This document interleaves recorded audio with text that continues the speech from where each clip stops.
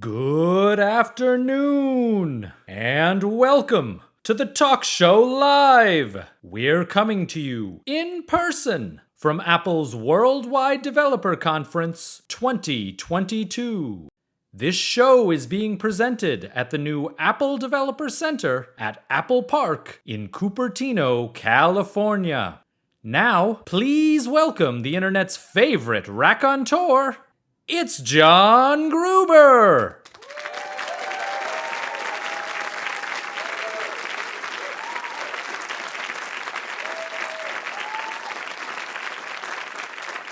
Thank you. Enough. I have so many things I got to talk about. Can't waste time on applause. This is actually the 10th annual The Talk Show Live from WWDC, which I kind of can't believe.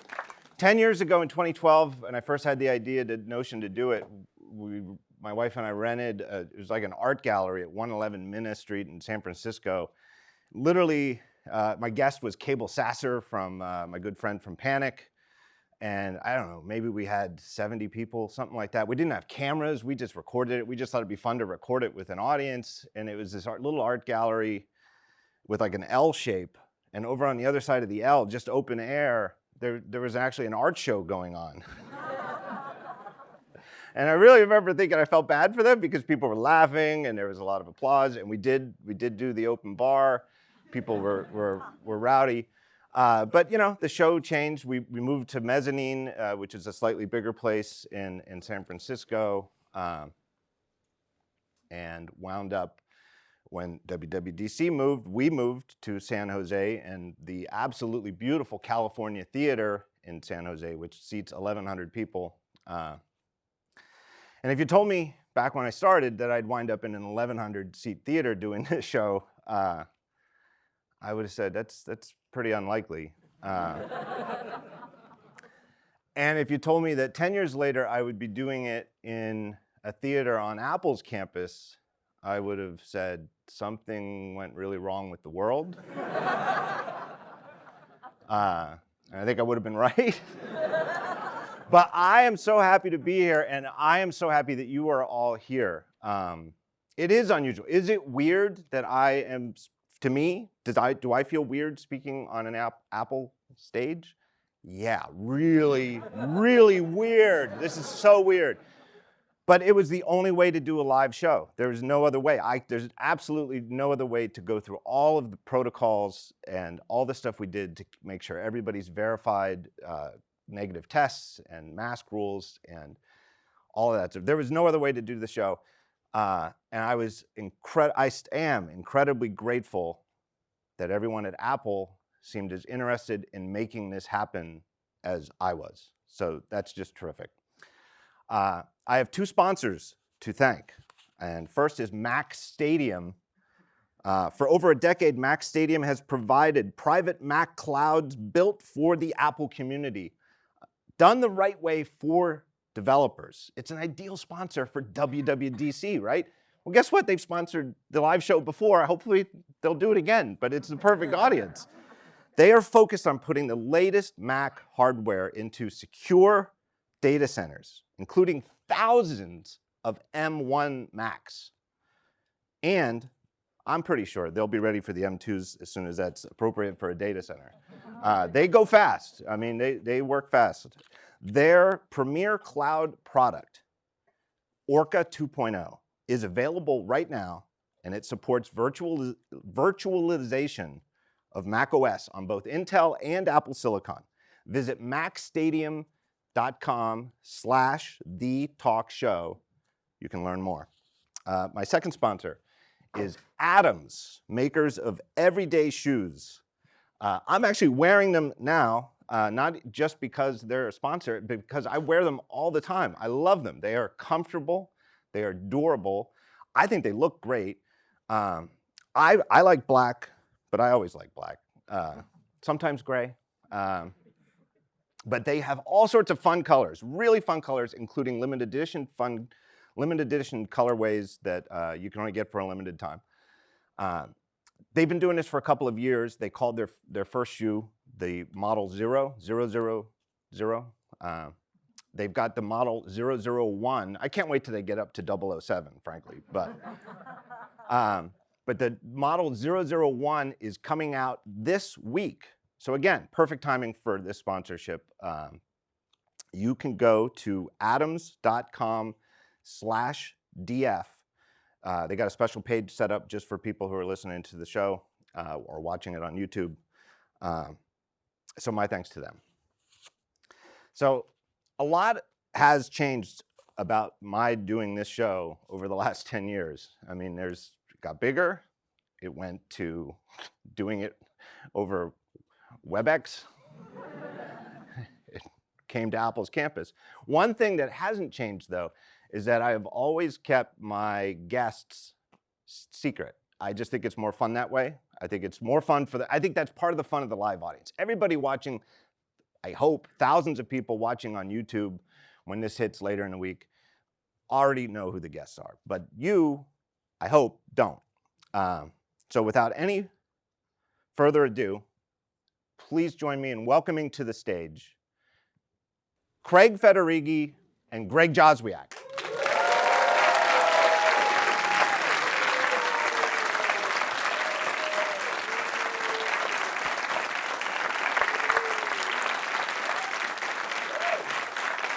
It's a very awkward moment. You didn't tell me what shoes you'd be wearing. Do I get some of the sponsorship This money? was not cooked. If the FCC, I don't know who regulates these sponsorships, is Nice looking into shoes. this was not cooked. Yes. Craig, I don't know what's wrong with you. Yeah. Very stylish, though, both of you. Well done. Well, speaking of attire, I'm very disappointed in your attire. This is pretty much what I wear. I mean, I think this color, some variant of blue, always. Not always, but I've seen, and I think it was a very, very sharp and stylish look, was basketball sweats. That's the other thing I wear, yes. No. So the funny thing about that bit from the keynote, which I think was hilarious, was I was watching the keynote live at the special event with my dithering colleague, Ben Thompson, who's a huge basketball fan. And I like basketball. I played basketball recreationally until I, started aging out of it. It looked like you have game, you have form. And Ben and I turned to each other and like, hey, I think he can actually shoot. He missed like half of those, just so you know. It was a long shot. Yeah, it was a long shot, but come on, half at best. Yeah, no, I aged out of basketball in around 4th grade. So. Well, Just not tall enough. Yeah, that's right. You passed as a credible shooter. Thank you. Good to know. No, but that outfit was an amazing thing. I mean, they told me, we're going to have you put something on, and hope you can be a good sport. So. Was a headband considered? Yes, there was a headband. Wow, you know us well. And I got to say, so I'm like, okay, I'm game. I put the headband on. I go in front of the camera. Jaws is in this back room monitoring the cameras, and the word comes back, take off the headband. It was just, I'm like, wow, must be bad. Well, not a hard decision. He does not have the hair to be constrained by a hairband. Losing battle for that hairband, that's for sure. I want to talk first about the event itself. And I don't know what to call it, because WWDC is the whole week of developer news and conferences, and for people who are all around the world and are just watching online. But the special event yesterday of having, I don't know, it seemed to me 1,000 plus developers and lots of media too. It was, to me, the most remarkable event professionally in my career. I really thought it was unbelievably. I'm just curious what you guys thought about how the day went. Well, I'll tell you, what was the most amazing to me is developers flew from all over the world to be here. I mean, you talked to them. You talked to people from Indonesia. Hi, I'm from India. Hi, I'm from the Ukraine. It's remarkable. And look, we all read a bunch of crap in the news. and I know I'm probably not the first one to say this, but you start to listen to politicians in Washington and you might get a distorted view of the world. And I think yesterday was an example of really what our relationship is like with developers and how important that relationship is for them with us and with us with them. And that so many of them would choose to fly halfway around the world to come be here for an event like this. And, to me, that was so reaffirming, and we have this amazing developer team. Some of them are here in the audience.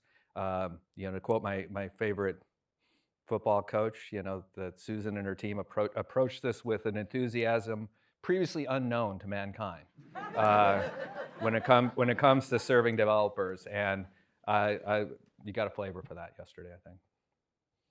Yeah, I thought we've been missing something for the last couple of years. I mean, it was always so special to get together, and I mean, part of it is talking about the things we talk about, and I think actually for that, it's tough to let go of the video format because we're able to really craft the stories. But we all sense like even if that works, and even if we're like getting the content out well, to get the community together was something we've missed so much. And it was amazing, even when the prospect was come out and watch a film with us, how the community really felt the same way we did with like, let's get together. And it was great. Yeah, I'll give Craig credit because he's one of the ones to push for it, right? Because we do so well with these online presentations. I mean, come on, WWDC used to be a matter of bringing, a few thousand, but, thousands of developers out to, San Francisco or San Jose, depending on the years. And we have an incredible event. But when COVID hit, we changed the way we had to do business, right? And we changed, obviously, to these, video, not just keynotes, but sessions, and they've been incredibly well received. The developer satisfaction for them is incredibly high, and millions of developers engage that week and after. And so that's hard to give up. But Craig and a few others were like, but we need that connection. We need that conversation, that exchanging ideas. Like Tim said, the things that you can only do in person. And boy, it felt good. Yeah. I had a similar experience. I came in on Saturday instead of Sunday, and then Sunday I didn't know what to do with myself. And I was actually staying at a hotel right here near campus, and I just went for a walk, right? I mean, what do? You go for a walk, see what's going on. And there's one person on the sidewalk, one person, like 11 o'clock Sunday morning. It's Cable Sasser. Where you going, Cable? He was going to register, and I said, I'll come with you. Why don't, media registration wasn't until Monday, but I was like, I'll just go hang out. The visitor center on Sunday was amazing.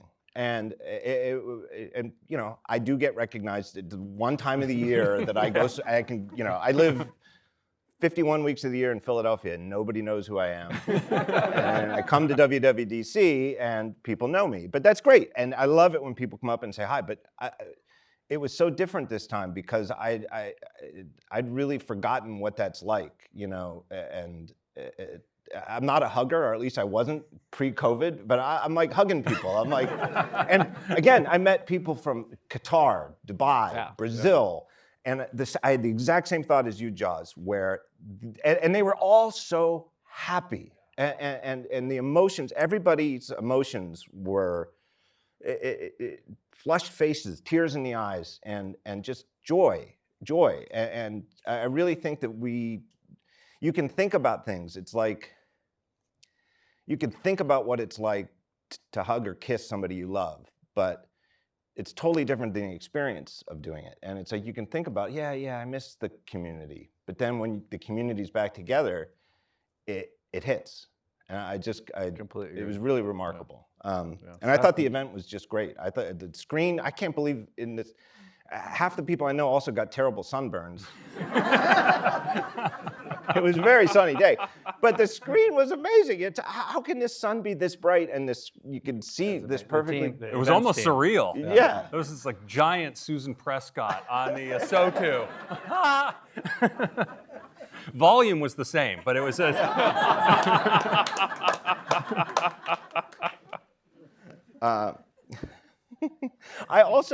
it was really neat that they were giving tours of this building. This is the new developer center, and I got to take that tour. But I also heard from the developers who had taken it on Sunday, and they were like, "Oh, you got to go see it." And and they're like, "Hey, is that where your show is going to be?" And I'm like, "I don't know." Who are your guests? I don't know. Well, and this is a brand new building, right? We're just unveiling it. I mean, we've hosted developers for years, but I don't know if you ever got hosted back in Infinite Loop, but it felt like taking developers into a cave, right? There would be these interior conference rooms, which is kind of the nicest thing you could say about no windows, no, sometimes developers would stay there, day and night for a long time. It's like, it's not very humane. And we've upped the level here. This is an experience that, instead of just a developer briefing center, we have this room, we have these incredible soundproof rooms where developers can work, confidentially and work on their stuff and, engage not just with our developer group, but right across the street from Apple Park, where we have Craig and his engineers, and when necessary, our hardware engineers are all across the street. So it's a spectacular opportunity for our developers and our engineers and our developer team to all interact in definitely in a much better way than we could in the past. I think it emblemizes, the three of us have talked about the same issue of, does Apple care about third-party developers? And people who want to answer that question, yes, Apple does not care about them. Blah, blah, blah, this reason, that reason, the other reason.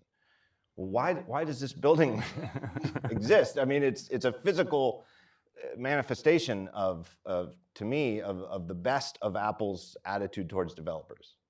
Yeah, no, look, the iPhone changed the world. We know that, but it did it in combination with the App Store. It did it in combination with apps. Again, people forget what software distribution was like before the App Store. You're old enough to know, I don't mean to age you. But to get software out in the market was tough. You had to find a publisher, right? The publisher took a cut, channel took a cut. You had to make the goods. In the end of the day, the developer was left with very little.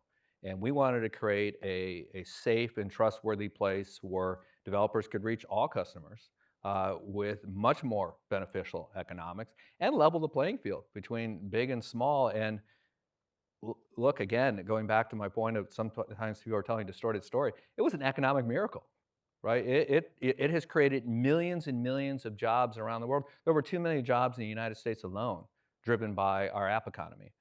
It's worked, and it's worked for those developers, it's worked for customers, and obviously it's worked for us. It's worked for everybody. It's one of those win-win-win.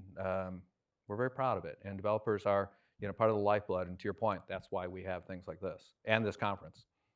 I will tell you the pushback from longtime Mac indie developers I know on that point, which is that in between the physical distribution era and going through Ingram Micro or whoever you had to, let take 60% before they sent it to a retailer who took another 50% and left you with a sliver of the sales, that in the early, that like 2000 to iPhone era, when macOS 10 was macOS 10, there was a thriving market of indie developers who weren't going through physical, they were just direct downloads with direct sales on their website.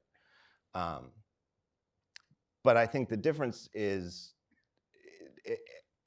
like the number of developers in today's world who came here from around the world, and like how quickly WWDC sells out now. Yeah. Tickets are gone. Right, like back in that era, you could just take a week and decide whether you wanted to go to WWDC. I mean, the last time before you guys had the lottery, it was, I think, like a minute. There was like, Right. Yeah, right. I think what's so exciting about the world that really the iPhone and the App Store ushered in is there is just this trusted community now where thinking to buy an app is not a big decision. My kids do it without, virtually without thinking about it. People buy, the number of apps that people buy today on average, compared to even during the, if you want to say the heyday of, and even today what you'd see from web downloads on desktop platforms. There's just no comparison because people know they have a platform they can trust, a source that they can trust, a vibrant developer community, and that whole thing has just been working so wonderfully for everyone. And I'll just say from the point of view of us in software, building these platforms, these APIs, we see it as just this amazing opportunity to both lift the developer and the user community. We're platform first, and the other experiences we build second, because that's sort of lifts all the boats. And I thought it was very funny. I read something where someone was saying, "Oh, well, we noticed you introduced a lot of APIs. Is that because you're, reacting to, I don't know, European regulators saying something about you?" And I'm like, have you not been watching our conferences for the last how many years? I mean, this is what we do, and it's a privilege to be able to do it. So let's get to some of the news front that was announced yesterday. And one that really caught my eye and is perfect for revisiting, because we talked about this, I think the last time, 2019, so it would be the last time we did this face-to-face, was when SwiftUI and Catalyst were announced at the same year. And I tried to get you to answer which one's the way to go. And what caught my eye in the State of the Union yesterday was, to me, an unambiguous slide. I'm quoting directly: "The best way to build an app is with Swift and SwiftUI." Yeah. That seems like a change in messaging in terms of commitment to this is the way forward.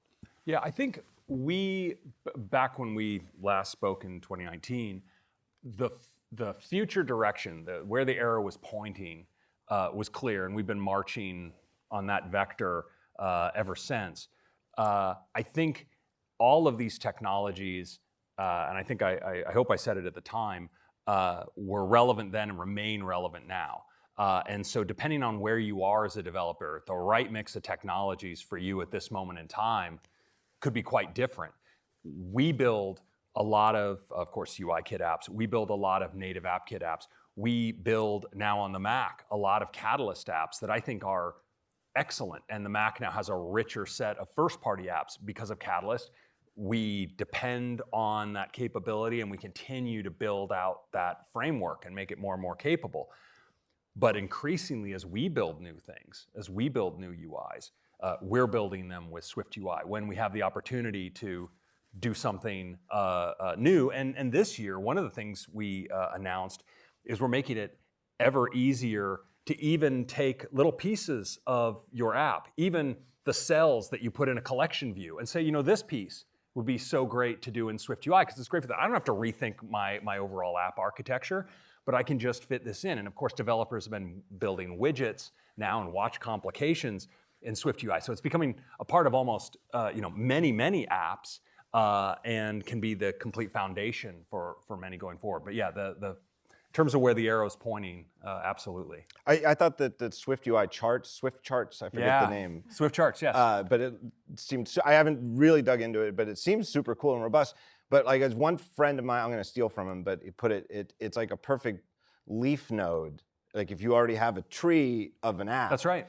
You could just use this, and the app might be AppKit, or maybe it's an iPhone app, it's all UIKit. You're not going to cut down the whole tree and rebuild this whole tree, but you've got a new leaf node where Swift Charts would be the perfect. You need charts, you could just put it right there. That's absolutely right, and you'd actually within the apps that the versions of the apps that we've now seeded to developers, if you look inside the health app at some of those charts, that's an app that is not an entirely SwiftUI app, but a bunch of those charts are Swift Charts. If you look at the weather app, now available on iPad, yes, come on, and Mac. I should point out, now available on Mac as well, and I use it on Mac as well. The rich set of charts now in there, Swift Charts, right, fitting into this app. So I think for every developer, it's got to be, maybe it starts as just one of the arrows in their quiver as they build out different parts of their app, and eventually they find they build more and more. What is it about SwiftUI though that what I'm hearing and what that unambiguous slide says to me is 10 years down the road, after another 10 years of these talk shows, there's going to be, what I'm hearing from you is there are going to be, by that time, a lot more all SwiftUI apps. I think that's right. And why do you think that is? I think it's a real catalyst for creativity. I was talking to a developer yesterday from the Design Awards and was saying, what's your process?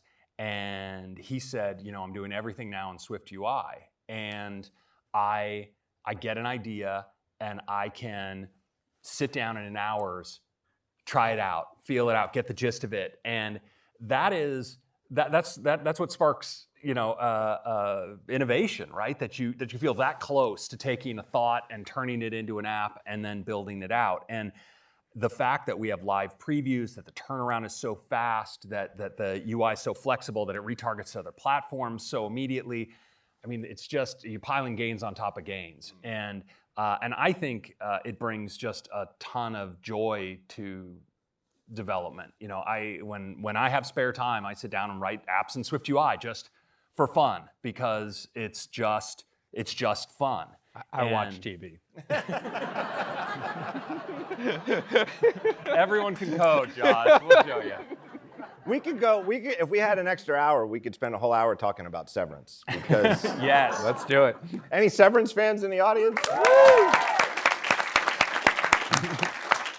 I don't want to go off on it, but I described that show to my wife, and she's just generally not a science fiction fan. And I was like, let's just give it a chance. She loved it more than I did. It's amazing. Yeah. It's such a great show. Really good. You know what though? But one of the other things, and I think some people misunderstand how committed you guys are to keeping everything going. And I even noticed, again, it wasn't me digging through the release notes, but a friend pointed out that there's even a brand new AppKit control this year, NS combo button. It's cool. I've seen it. It's a button where you can have a drop-down menu next to the push button and combine them together. So even AppKit is still, nothing has been labeled legacy. That's right. That's right. I mean, I think everyone's got to understand there is our reliance on the continued health and development of all of these frameworks is greater within Apple than anywhere else, in the world. And so we have every interest and a internal developer community that is absolutely demanding of continued progress on all fronts. So I don't think anyone should fear our commitment here. I see why. I think it makes a lot of sense that the WWDC keynote is always organized by platform, right? iOS. We've debated this. Yeah. You know what's funny too? You come out here for the community stuff and you talk to people and you get to talk to people face to face, and you often toss. I hear that all up and down from every level of the company. Yeah, we thought about that. Well, it's so funny though because and we talk about it because we get into the Mac section and we're talking about these enhancements to Mail, right? And at some point the iOS section ended, and people go, well, that's what's. And in fact, even watching the coverage, people say, well, so that's what's in iOS. And then we get into the Mac section, we start talking about what's new in Mail. All those features in Mail and iOS, they're all extremely relevant there. You get into the iPad section, we start talking about collaboration, how you can initiate collaboration in Messages and then do it in these other apps. That's in Mac, that's in iOS. We cover it in the iPad section. So we try to find the best place to highlight these developments, but so much of what we're doing at this point is to the benefit of all the platforms. And I think this is partly because of all the framework and technology leverage we have, because we're trying to create that same kind of environment for third parties. Really easy to do it once and do it everywhere. We also know as users of our platform, it's pretty awesome. If you like it here, you sure expect it in every device of ours that you pick up and use. And so we're committed to making that happen. But it does create this question of how exactly do you talk about it? And Jaws always wins, and it's by platform.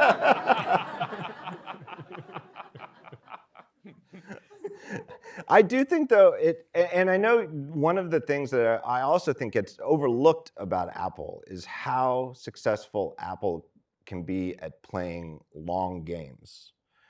SwiftUI is clearly a long game, and it was introduced in a state where it clearly wasn't ready to be used to create all apps. Yeah, all apps. But it has to be introduced at some point, and there's That's a plan going forward. And Swift itself. Right, Swift itself. I mean, Catalyst, that was one where we were quite explicit that we said, we're doing this thing. We're doing it first with these few apps. Eventually, it's going to come to you, third-party developers, and we kept building technologies like Metal. You start here, and you invest, and you invest, and you invest. And so, yeah, there are a tremendous number of long games. I thought one of the long games that kind of came to fruition in this year's keynote, or at least to my mind, it really seemed, and it's exactly what we're talking about, that these features apply iOS, iPadOS, macOS. I think not that even that many years ago, it wasn't so much that everything was in sync. They'd be like, well, this is what we got done this year, and it's, the iPhone is this world-changing device, might have to come first, and other platforms, which were in like the Mac, for example, was in a good spot. macOS 10 was in great position by the time the name changed. Well, it was macOS 10, now it's macOS, but there was one. It's OS 10 in the OS middle. 10, OS 10. I didn't like that one. We fixed it. You gotta have Mac in the name, come on. Anyway. We agree. But I really thought it was palpable how over and over and over again in the keynote yesterday, and this is available on the other two platforms, whichever of the segments we were on. And it's also, Mail and. Well, think about the messages would be a great example, right? There's some apps that came to the Mac only because of Catalyst. Before Catalyst, those apps weren't there. There are other apps that we actually rewrote the app or built a Mac native app out of Catalyst to replace a Mac app that in the past, had we done all these messages features that we announced, that the ability to edit messages and recall messages and so forth, it's unclear whether they would have made it to the Mac in the same year. Right. And the fact that we invested in Catalyst, that Catalyst was then the foundation of building a much better app for the messages app for the Mac that shares code across all the platforms, meant that absolutely these enhancements to messages are everywhere. We announced great features to Maps. They are everywhere on all the platforms, right? So this has been a vision we had a long time ago of a place we could get to, but it took many, many years to build our way there. And yet our philosophy is not to hold this thing in secret for 7 years and then come out at the end, because the way you get there is to get it out there where a community can start to make use of it where it makes sense for them, give you feedback, and you can build on it internally. But you just keep your eye on the prize. Messages is to me the poster child for the true potential of Catalyst. And I'll tell you that specifically, maybe I mentioned it last year. Those WebEx meetings always disappear from my mind. But I really thought, okay, I get why they're doing this to keep it, for those reasons. But there goes the AppleScript support and messages on Mac. Nope, it's all still there. And the goofy AppleScript I run once a year that I don't AppleScript messages very often, but I have a few, and right. They all worked, and there it is. That's what you told me you would do. So I owe you a being right point. First one. Well, we have all these sessions, in the conference where we talk about something like, building a great Catalyst app for Mac or building a great SwiftUI app for Mac. And it is in part about, sure, you brought your starting point that might have been on iPad.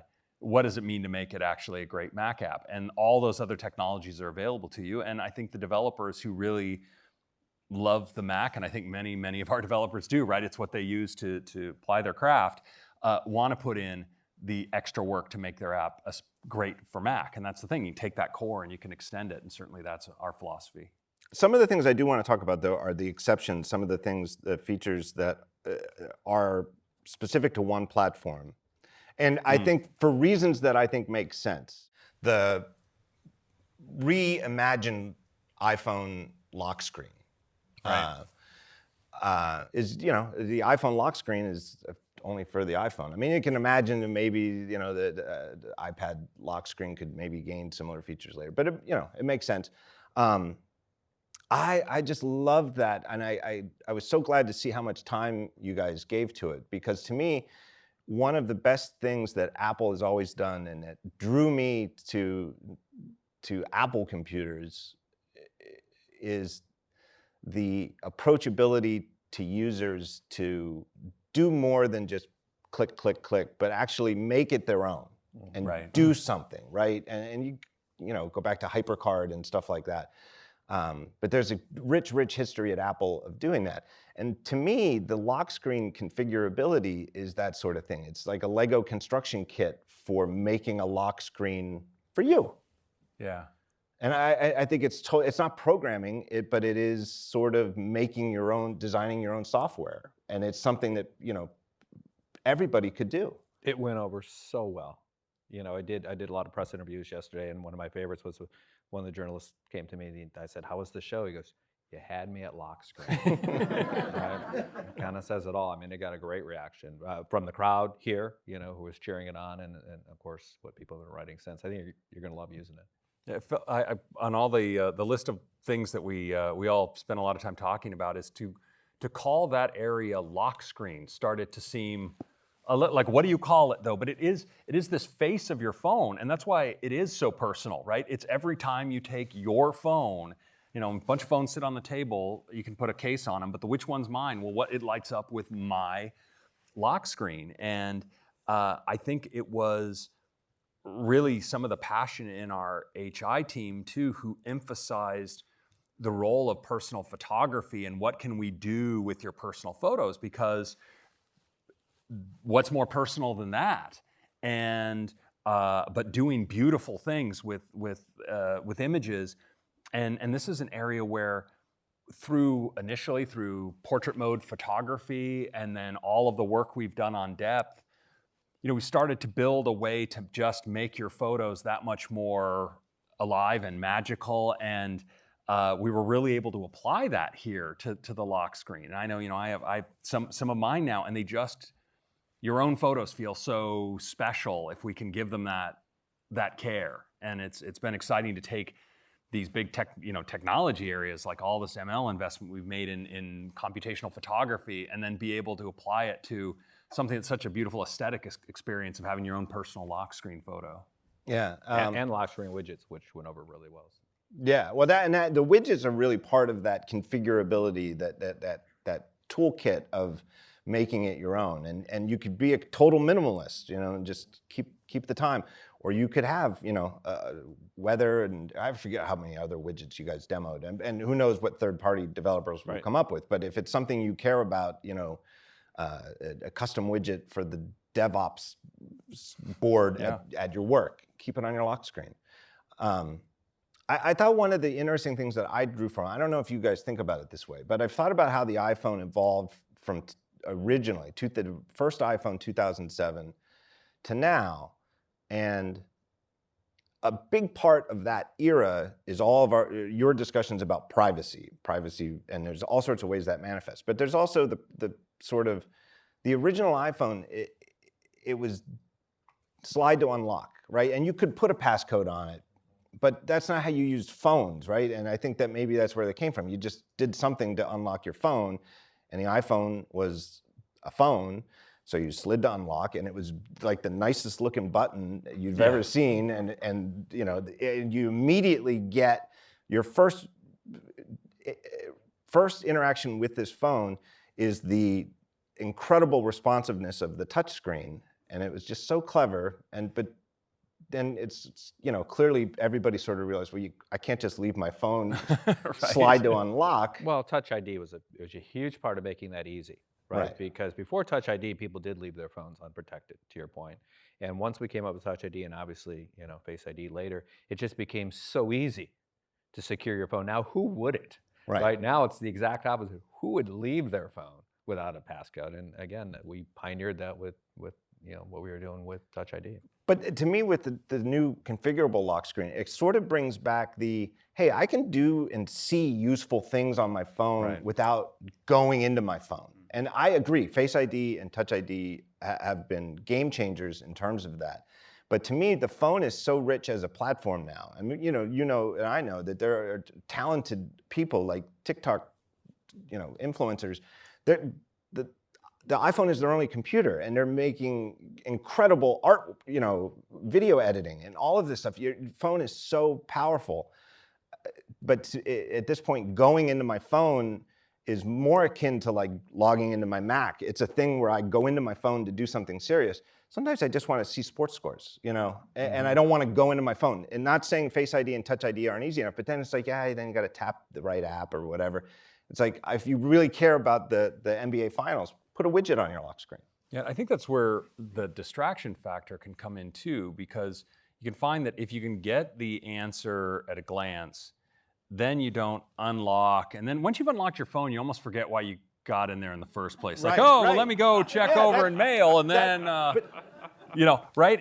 But you just get the answer there, and then you move on with your life. And we're certainly, with a lot of features, with Focus and many others, we're really trying to make sure that people have, a healthy relationship with their devices. And I think actually putting the information you need at a glance right there is part of giving that balance. So let's go to the Mac, and I'm going to talk about a feature that I think I don't like. Okay. Which is the reimagined system preferences to settings. Don't like the name? I also don't like the name. But I admit, though, that I have a propensity for nostalgia that is probably would make me unsuitable for product marketing.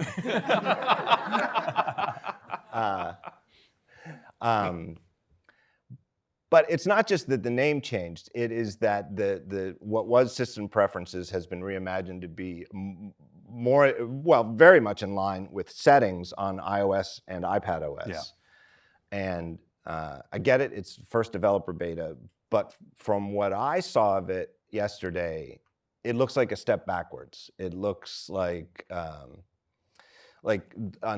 the current Mac trackpad preferences have this amazing video that it just shows you all the gestures you can do visually. And it looked to me, going through the new Mac settings app, that it's just all a bunch of checkboxes.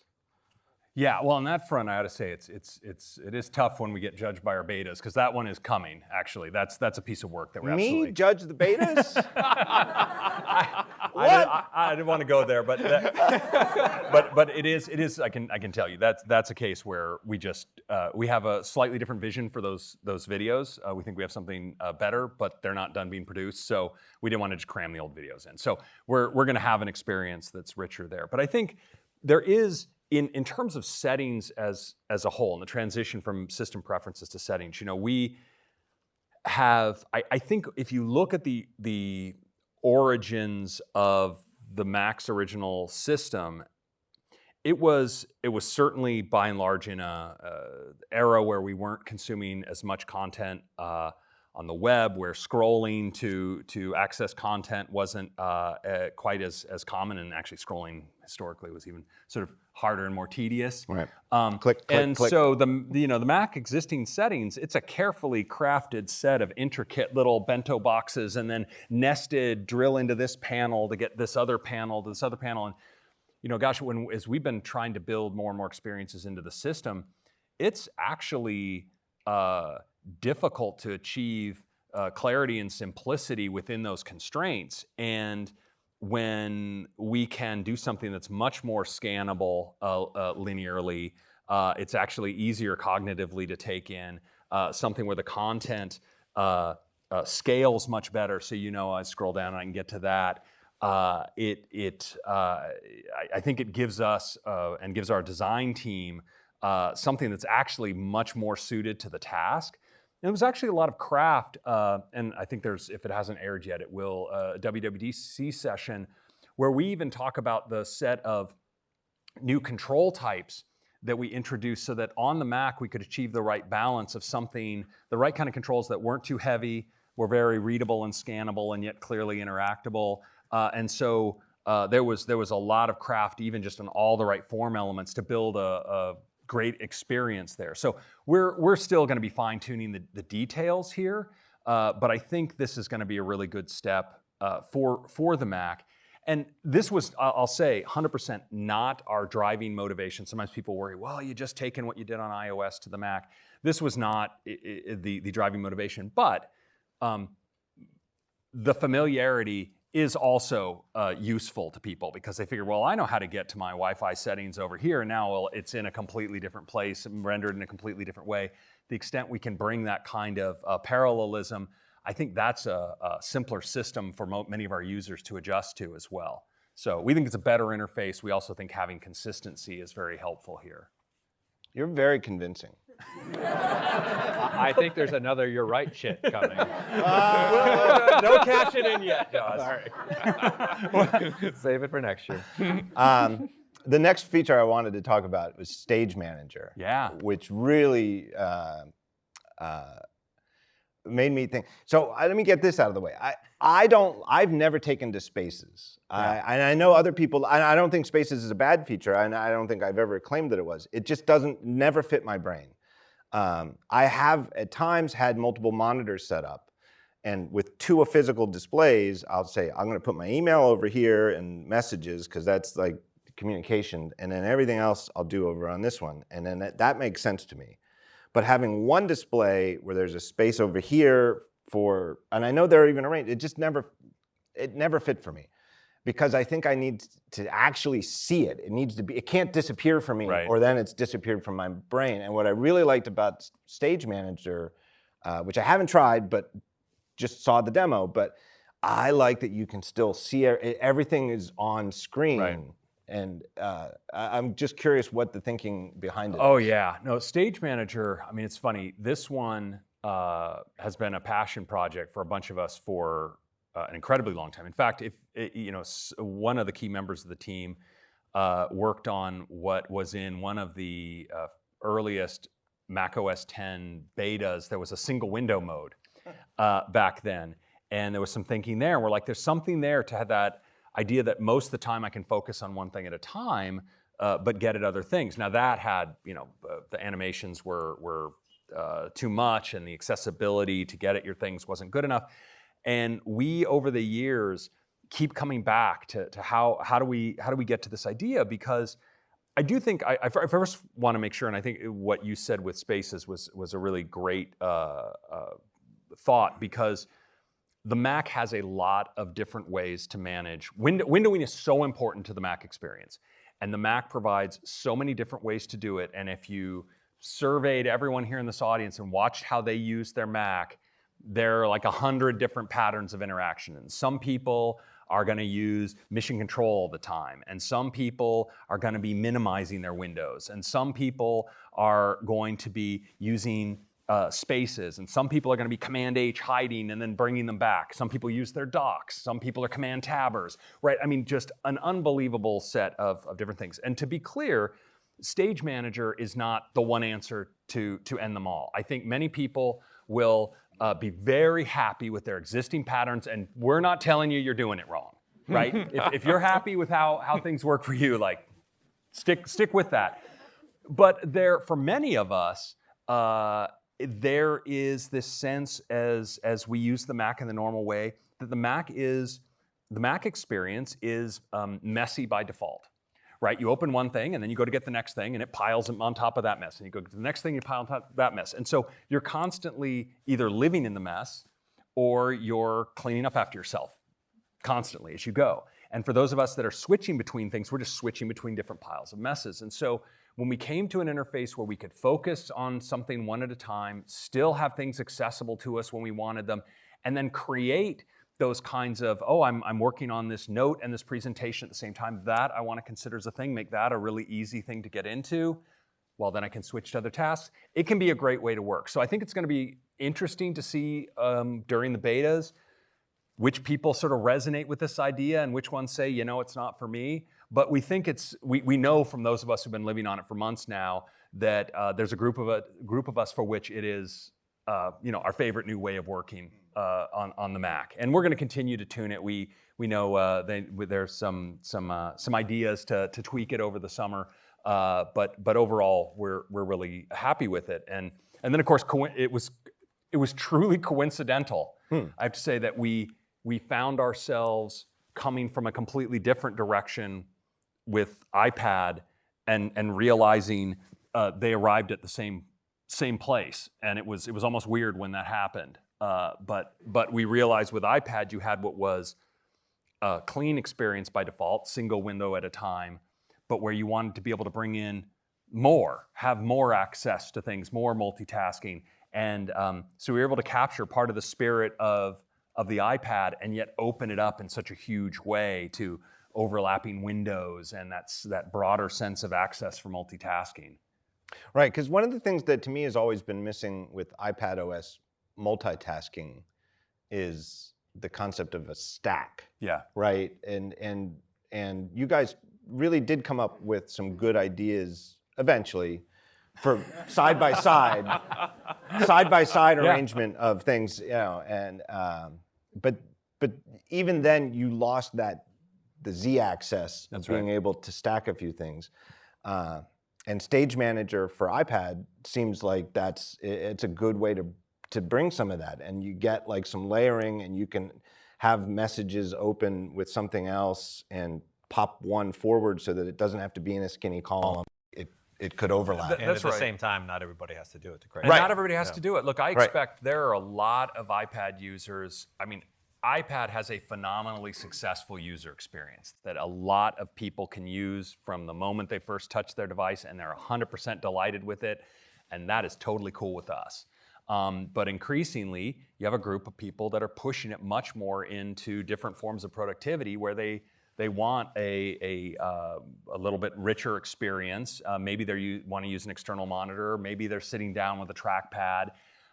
And we think Stage Manager finds the right balance. And certainly one of the things we've all experienced with the Mac with that Z order is sometimes I have the notes window over here, and when I use it, I want it full width. I didn't want it, tiled into a teeny column, and I wanted to be able to see it, and maybe I can even read some part of it I want to get at while still having my Safari window also, 3/4 of the screen wide. Right. So that ability to have them both there, both completely accessible, but not tiled, is something that's a really important part of the Mac experience. And we wanted to bring that to the iPad without losing the fact that the iPad is, by default, a very focused experience, and one that's you're not just accumulating a constant mess and having to actively worry about window management. And we feel like Stage Manager is a really wonderful balance there. Yeah, I completely agree about the iPad, because I extended family members who aren't into computers for years now have thrived on their iPads in ways that they didn't with Macs going back today. Not that they didn't like their Mac, but that they just do more and like it more, and and they use it in a relatively simple way, but it's profound how much more they enjoy their computing experience on their iPad. And I do think that making it something that's not in your face all the time, you just, if you want to use Stage Manager on an iPad, you can.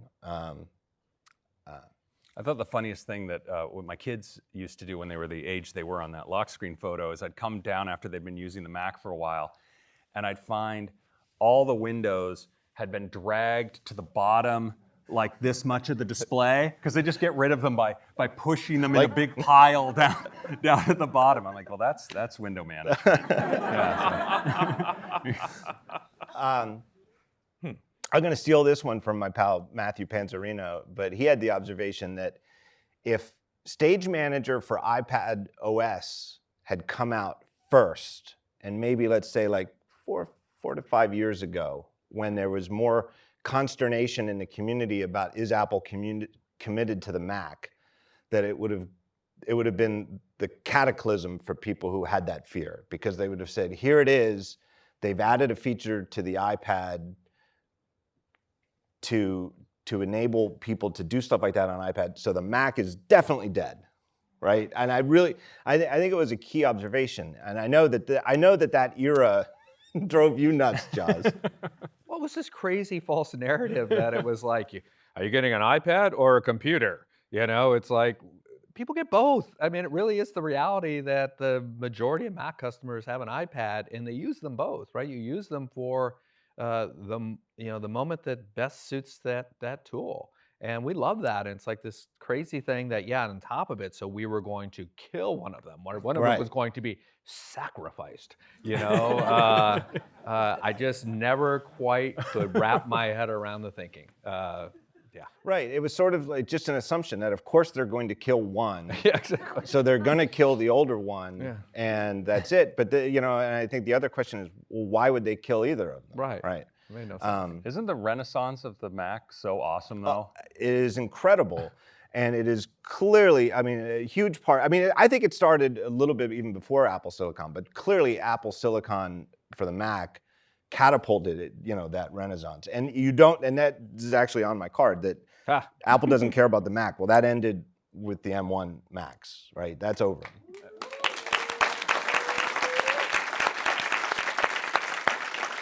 To be clear, we did care about the Macs before I know. but You called us out and told us. Yeah, we tried to tell you, but it is wonderful that to be in.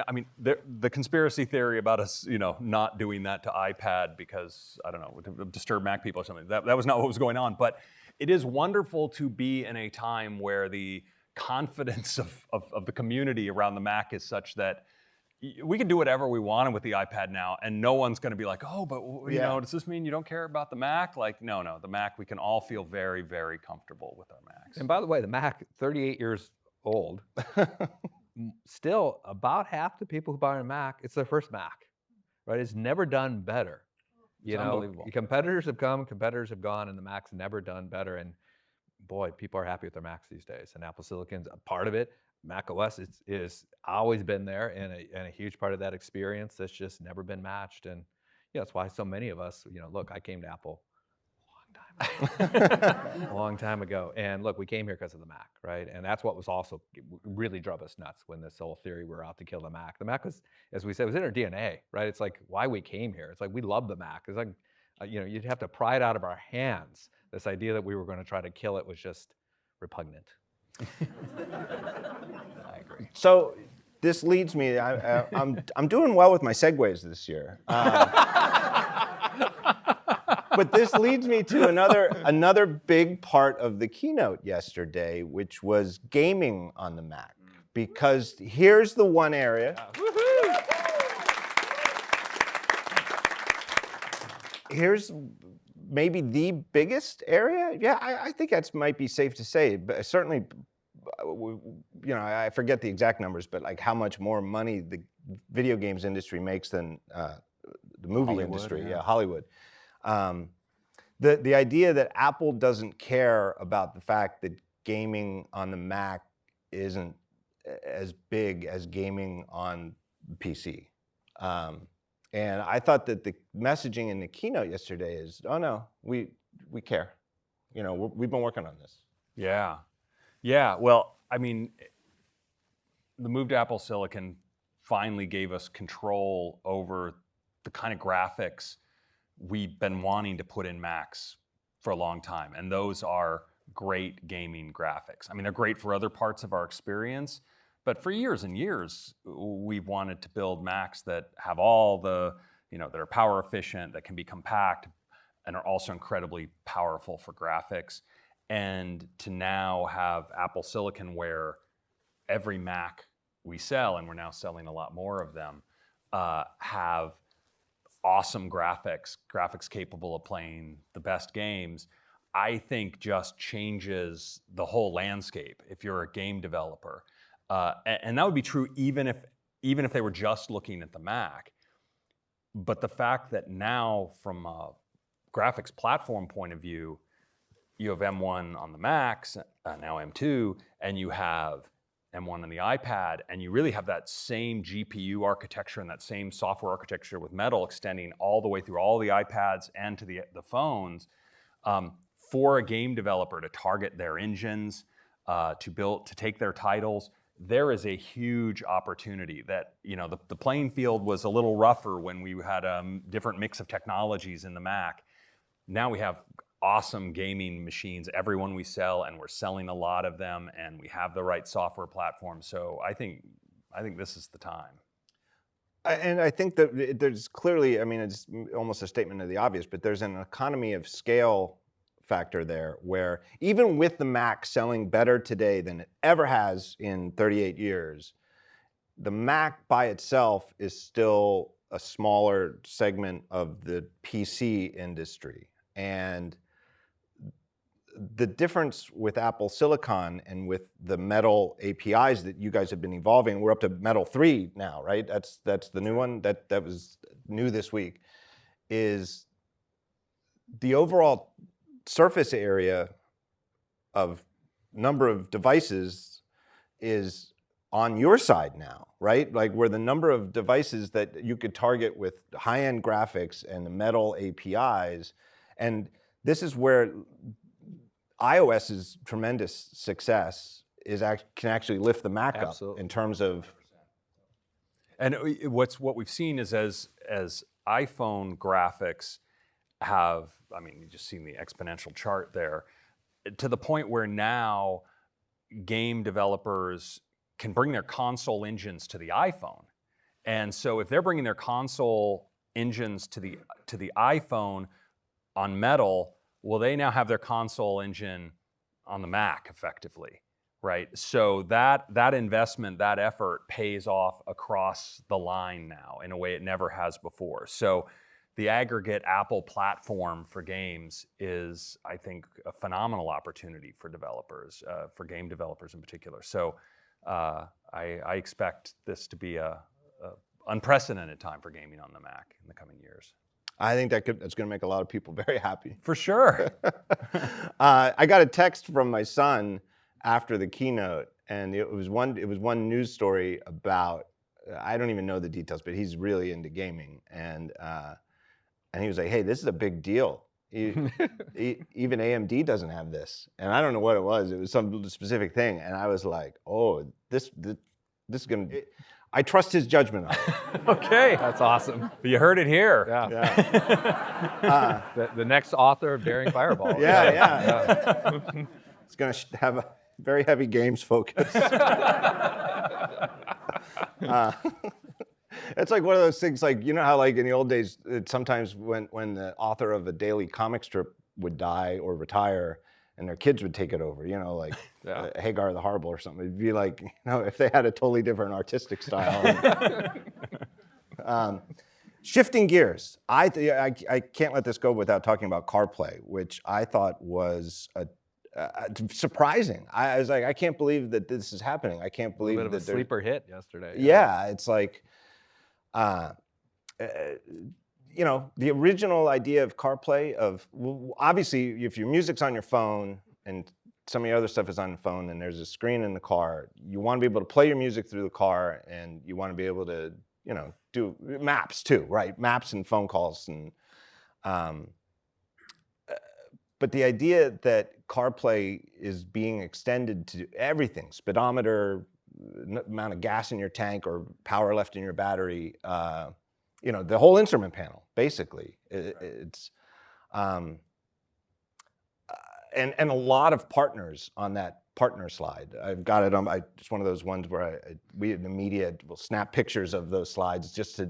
It's easier because that way we don't have to scrub through the video later to find them. A lot of partners, and also, to me, incredible numbers. 98 or 97% of 98% of new cars sold in the U.S. I checked. I'm checking with someone who I thought would know. And to me, the more eye-opening number was that 79% of new car buyers in the U.S. wouldn't consider a car without CarPlay. Am I putting it? You are exactly right, sir.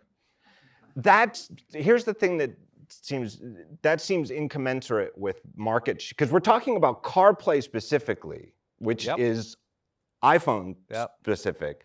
And at that 79% does not seem commensurate with the market share numbers of. It is for new car buyers. That's really what it comes down to. New Well, I car- thought it was that Android users knew they were going to eventually buy an iPhone. Like, I got to be making a long-term decision here. Let's think ahead. That's the long game right there. Yeah, no, it's amazing because we do have such amazing customers, and they are the overwhelming percentage of new car buyers in the U.S. And it's interesting you mentioned the partner chart because remember we first launched CarPlay in 2013. I think we had like 2 partners. I Right? forgot to mention that. Yeah, on that original slide, Yeah. and we didn't bring it. We didn't start getting announcements to the following year, and we got a lot more partners into it. But the world changed since 2013, right? I mean, you're lucky if you had a display big enough for what we wanted to do with CarPlay. Now, cars are full of displays and more complicated systems, and we needed a new generation of CarPlay that really could give you that better experience across all those displays and across all those systems. And we still want the car companies to be able to express their brands, right? That's the important part too. This is a way that the iPhone and the car come together, so you still get that brand expression, in these cars, but you get that iPhone feeling and that homogeneous experience. You don't need to jump out from your entertainment, to go change the temperature or change the radio station. You can do it all within one system. And I think the automakers we've talked to see that their best customers are iPhone customers. Their CarPlay customers spend the vast majority of their time in CarPlay. It's what they want to use. And they know that their Apple customers want more of that experience. The seams between the CarPlay experience they love and the rest of the car are not serving their most important audience very well. And so we've been working with them to come up with, as Josh says, something that allows them to express their brand still. So you still, and their customers know what car they bought. They want to see that it's that car. At the same time, they want a coherent experience across the whole thing. And so I think it's great for all involved. Apple is known, and I think you guys have often even said it in events that for a year, like the mantra was sort of only Apple. Only Apple can do certain things because you're known for controlling the whole widget. That you build the hardware, now even on the Mac, the silicon, and all of the software, and that and that the computer isn't hardware with software or software that just happens to have hardware. You can't separate the two. It's like two sides of a coin. But how does CarPlay square with that? I'm not quite sure how does that work at Apple, where you're known for building the whole widget? And as far as I know, nobody's ever even suspected that you're building your own car.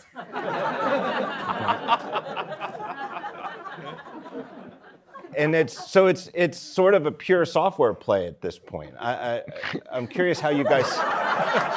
You got a snort out of Jaws there. Yeah, you're gonna snort shit.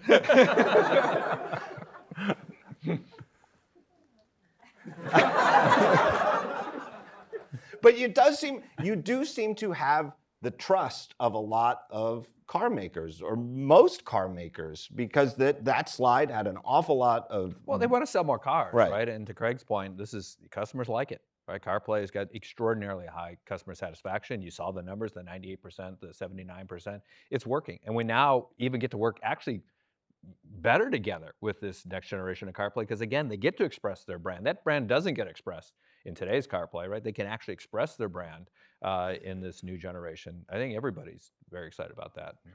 Who wouldn't be? And again, the reaction yesterday was over the top. It's great. Lightning round. Passkey. Good. I was going to say great, but all right. Not quite that lightning. This is the talk show. But I remember it was probably over 10 years ago. But I was attending WWDC, and it was later in the week, and I was with somebody and wound up going into a session on security, and it was really interesting. And it was so long ago that there were still Q&As at the end of the sessions. I mean, it's really, I'm So people used to meet in person, you're saying? Yes. Yeah. And at the end of this session on security, somebody asked, and it was the other thing that was really rare is that it was a really good question.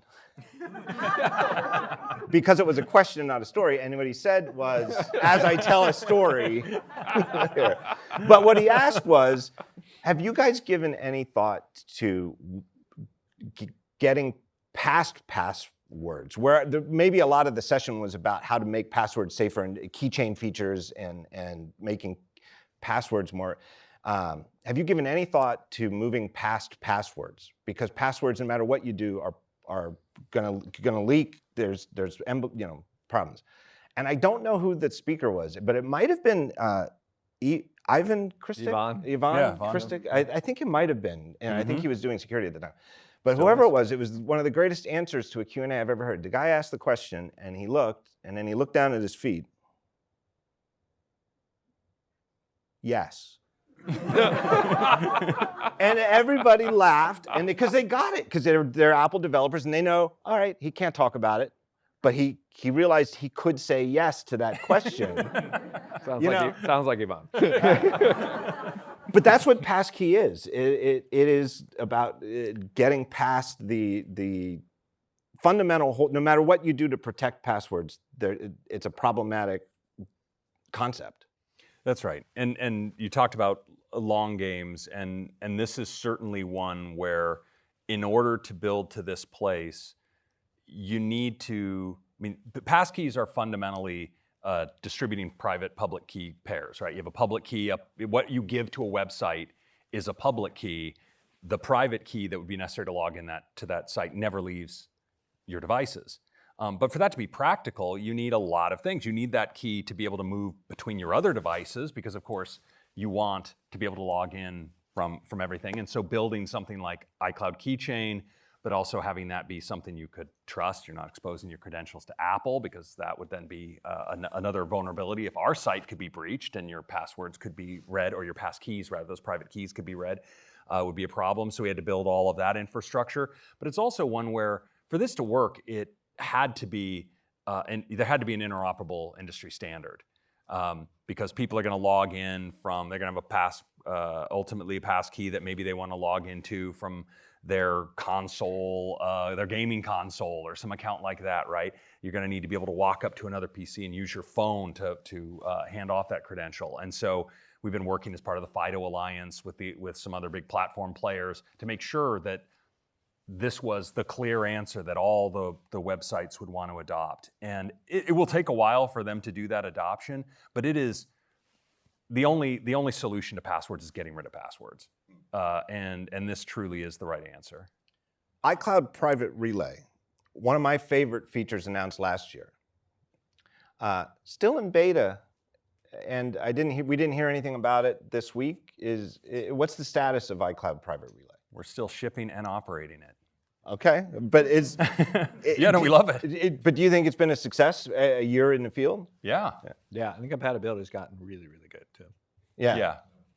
I think it's a great feature. We weren't timing beta. The beta non-beta-ness of it were not about the software that's shipping on devices. It's more about getting the compatibility in the community in the right place. And so the moment where it will become non-beta won't, WWDC wasn't really the moment for that kind of thing, given the nature of the feature. That's the moment to go into beta.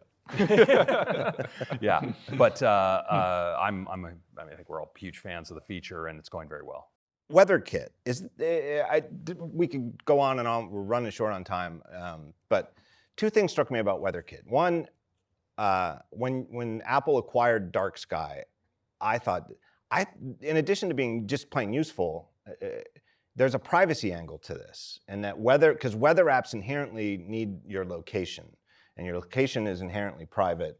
And there's this surprisingly, shockingly enormous cottage industry of data brokers who specifically target just weather apps. I've talked to weather app developers, and they're like, "You can't believe, I like changed my email address because it's just filled up with, these data brokers wanting to see if I'll sell my users' location data. Is that part of the thinking? Is part of the privacy? Yeah, that's right. Yeah. And the other thing that I heard from developers yesterday, they couldn't believe the pricing, that it's like 500,000 API calls free, and then after that, the price is like half of what it was under Dark Sky, and more than just competitive with other weather sources. And just curious how you see that. I think we clearly need to be regulated. Oh God! Oh, you were doing so well, and now Josh. I lost Jaws. No, but I think it's great for our users. Yeah. All right, last question. Can't wait for that little clip. There was going to be an editing process here, wasn't there? We'll beep it out. Yeah. I don't know, 20, 25 years ago, I bought a goofy t-shirt, an 80s style clip art of a couple of kids at like an 80s style generic PC, like maybe they were in school and they're banging away at the keyboard. And the slogan on t-shirt just said, like in a bubble font, "Computers are fun and useful." And I love that t-shirt. And I don't have it anymore because I think I wore it so much, my wife threw it out. But I've been thinking about, I don't know why this year that phrase has been resonating to me. And the thing that really brought it to make me bring it up as the final question for you guys was that experience yesterday yesterday and Sunday with the developers from all around the world, and their enthusiasm to be back here in person, and just excited to find out what's going to be in the keynote. What do you think is going to be in the keynote? What do you think is going to be in the keynote? In addition to the fact that the computers are fun and useful, there's a certain type of person, and turns out there's a lot of them who particularly think Apple computers are fun and useful. And you said, that's why you came to work at Apple. You weren't looking for a job in the computer industry. You wanted to get a job at Apple, right? And there is no plan B because there was nothing else like the Mac. And I'm just as a final question, I'm just wondering if you guys, you decide who goes first, but when was the first time, way back when it hit you that Apple computers are different and that you fell in love with them? Well, I'm really going to date myself. So I'm older than Craig, so maybe I'll go first. My first Apple that I used was a Lisa.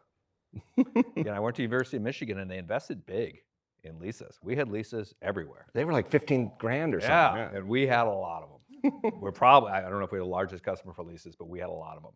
And boy, I did everything. I was like, this is unbelievable. I mean, and again, I'd use obviously PCs and everything, the old stuff. My Commodore 64 was my first thing, and I was like, wow, this is unbelievable.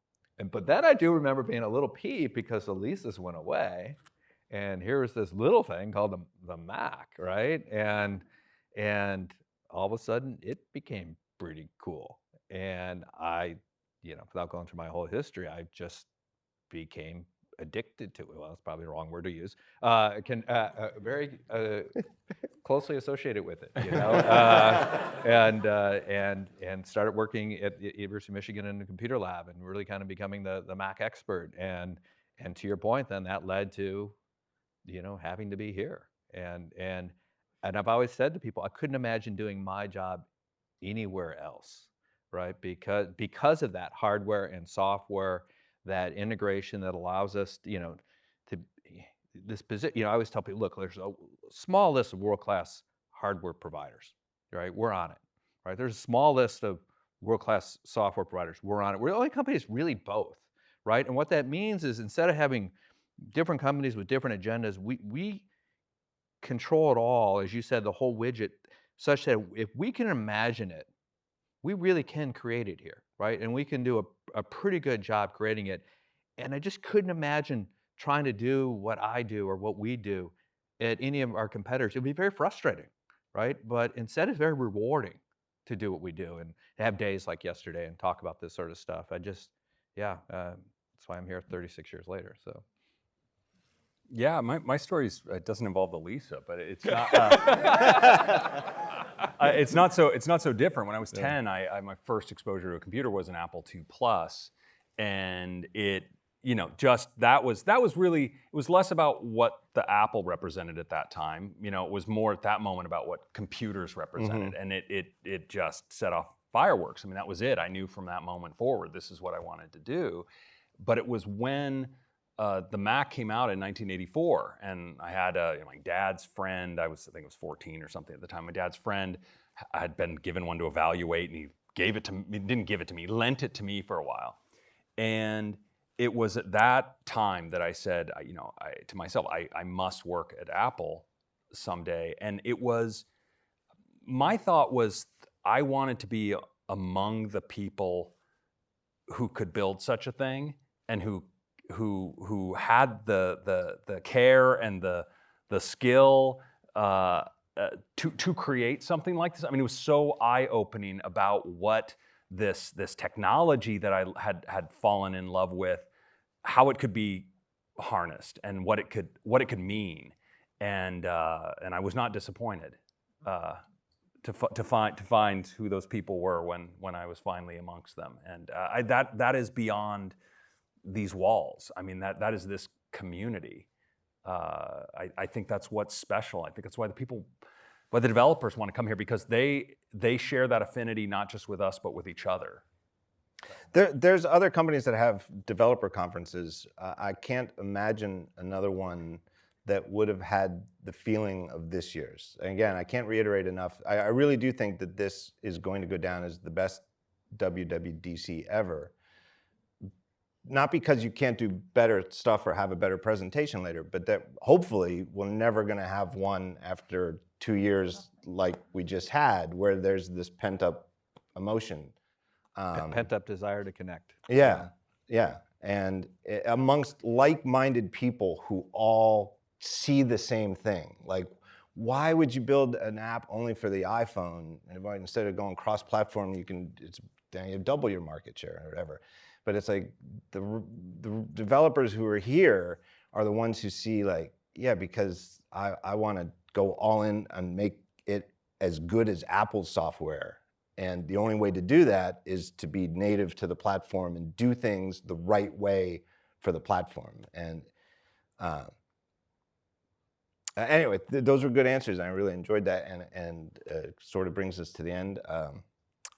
People I need to thank. First, I want to thank everybody here in the audience.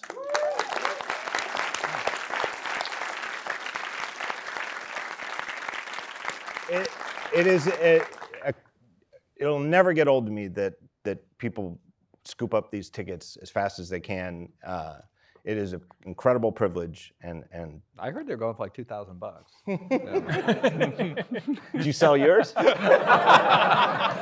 Because you didn't need it. No one wanted mine.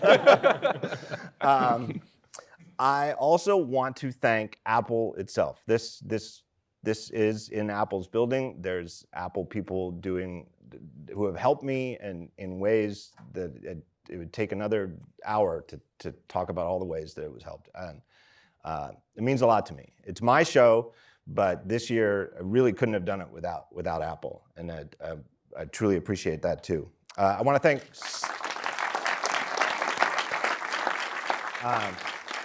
thank Sandwich. They've been editing the show for the last few years and doing a phenomenal job. Claude Zines from Sandwich is here. He is going to scoop up this footage from these amazing cameras and put them on a hard drive and start editing it on the way back to Los Angeles after we wrap. So that, there's a few hundred of you listening to me right now, and someday there's going to be thousands of people watching this on YouTube. All of you watching on YouTube, my thanks to Sandwich is for you. And again, I don't know what I would do without Sandwich's help to do this show. I don't really have a plan B for producing video. I want to thank my family. I want to thank my wife and son. I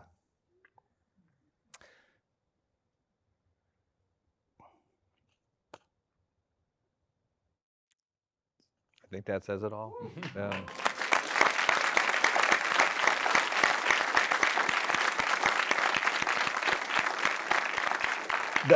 the last 2 years have been hard, and I don't know, and couldn't pick two better people to go through those years than my wife Amy and my son Jonas. He's graduating high school Saturday, and I'm so proud of him.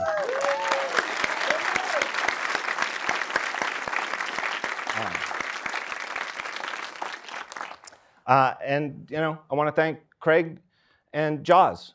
Thank you for being here again. Thanks for having us. Yeah, thank you. Hopefully, see you next year.